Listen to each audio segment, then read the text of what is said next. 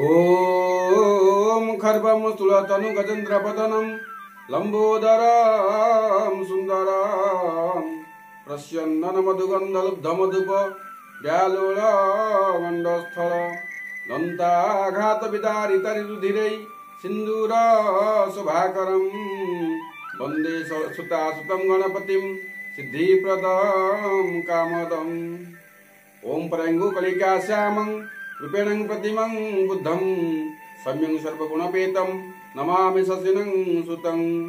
जय जगन्नाथ दर्शक बंधु मु ज्योतिर्विद श्रीयुक्त मधुसूदन नायक आपण को माँ शारदा आस्ट्रो चैनल को स्वागत करुछि। प्रतिदिन भली आज दैनंदिन पंजिका 12टी राशि राशिफल एवं वास्तु विचार कार्यक्रम रही। तेज आसतु जाना सर्वप्रथम आज दिन संपर्क। आज हेउछि 2025 मसीहा डिसेम्बर मास 10 तारिख बुधवार। उत्कलीय मते सौरमान बिछा 25 दिन, चांद्रियमान पौष मास कृष्णपक्ष षष्ठी रात 7 घंटा 19 मिनिट पर्यंत भोग कर। आज हेउछि अश्लेषा नक्षत्र कर्कट चंद्र दिवा 7:56 पर्यंत भोग कर परे मघा नक्षत्र सिंहरा चंद्र संपूर्ण दिनमान भोग करी। आज हूँ कर्कट राशि घात बार। सूर्योदय कौन घात चंद्र ना दिवा 7 घंटा 56 मिनिट पर कर्कट और मकर राशि घात चंद्र रोचे। आज मृत व्यक्तिर रात 7 घंटा 19 मिनिट पर 1 बाद पुष्कर रस। फल हूँ पशु हानि। आपण मैंने दैव्य ब्राह्मण मान द्वारा होमादि शांति करी अन्नवस्त्र तंडुल कांस्यपत्र आदि दान करूँ। आज निषेध खाद्य सूर्योदय निम बंखण निषेध, रात 7 घंटा 19 मिनिट पर ताला भोजन निषेध। आज शुभ बेला सूर्योदय 7 घंटा मध्य शुभ रही।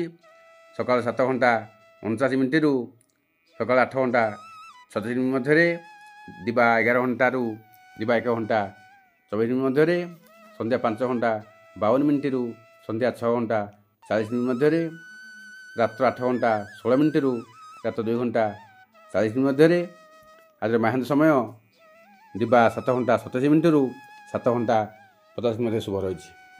तेरे दर्शक बंधु आज दैनंदिन पंजिका पर रही 12टी राशि राशिफल। द्वादश राशि राशिचक्र प्रथम राशि मेष राशि। मेष राशि जन्म होता व्यक्ति विशेष आज आपण आय देखि व्यय करंतु, अपव्यय हो पारे। उच्चपदस्थ अधिकारी सहित दुर्व्यवहार करी विवाद पड़ पारती। व्यवसाय रे व्यय अधिक हो पारे। दाम्पत्य कलह हेब। विद्यार्थी महिला माने विवाद पड़ पारती। शुभ रही लाल। शुभ संख्या 9। आज आपण हनुमान चालीसा पाठ करंतु, शुभ फल मिल। परवर्ती राशि वृष राशि। वृष राशि जन्म होता व्यक्ति विशेष आज आपण आर्थिक क्षेत्र में मजबूत रे। राजनैतिक क्षेत्र में सम्मानित हो पारती। व्यवसाय क्षेत्र में प्रचुर अर्थ लाभ हो।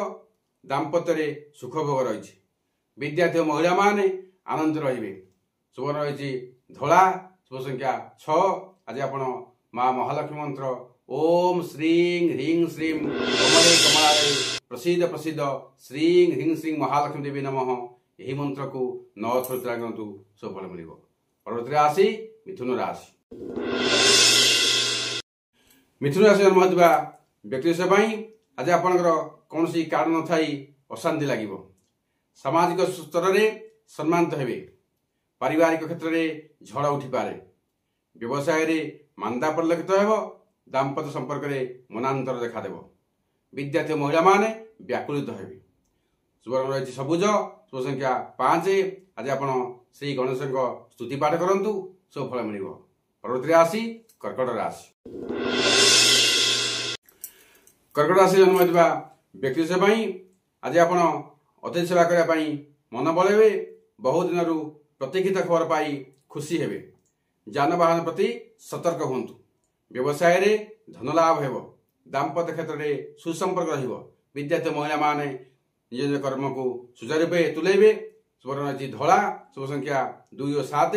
आज आपण महादेव शंकर भगवान को गायत्री पाठ करंतु, शुभ फल मिल। परवर्ती राशि सिंह राशि।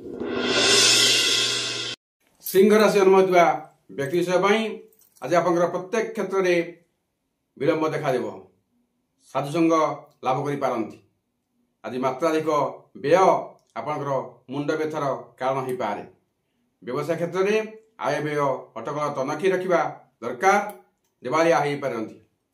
दाम्पत्य सुखरू वंचित रही। विद्यार्थी महिला मान कार्य अवहेला करेंगे। शुभ रही लाल।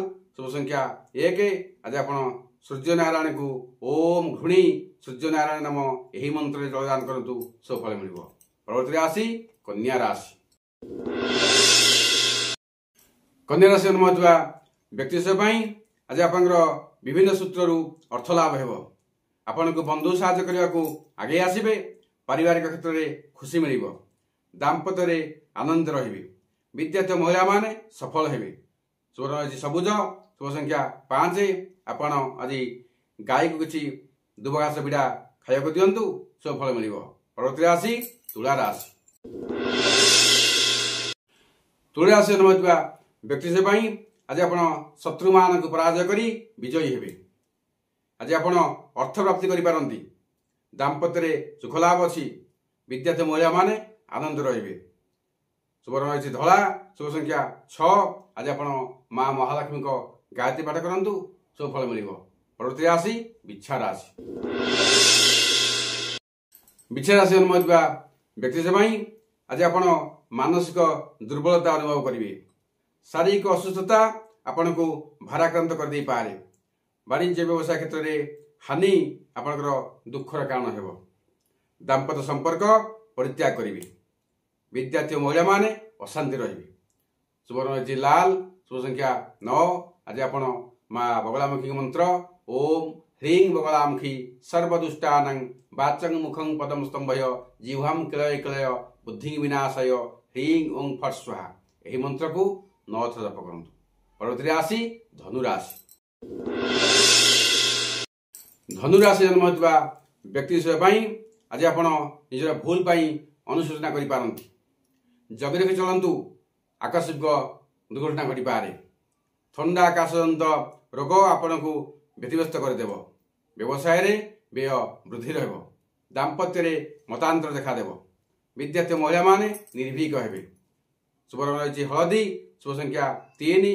आज आप दैवज्ञ ब्राह्मण को अरुआ चाउल किसी खंड हलदी मिसाई दान दिंतु एवं किसी दक्षिणा दिंतु। परवर्ती राशि मकर राशि।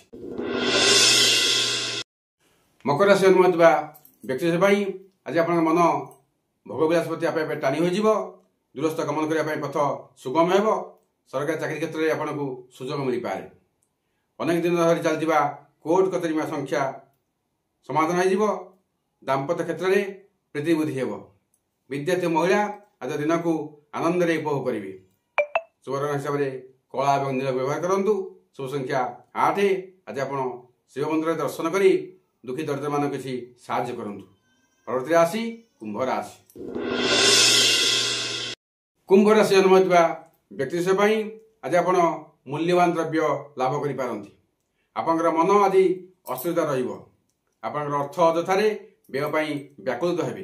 दाम्पत्य क्षेत्र में सुसंपर्क रही। विद्यार्थी महिला माने सफल हेबे। शुभ रंग रही कला। शुभ संख्या 8। आज आप किसी पक्षी मान को दाना खाया दिंतु।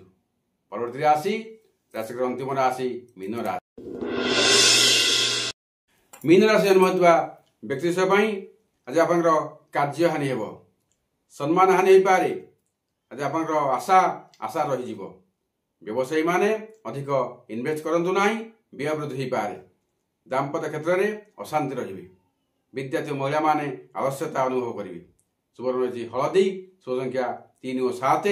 आज आप स्नान कला बेले स्नान पाने किसी हलदी गुंड और किसी लुण मिसे स्नान करूँ सुफल मिल।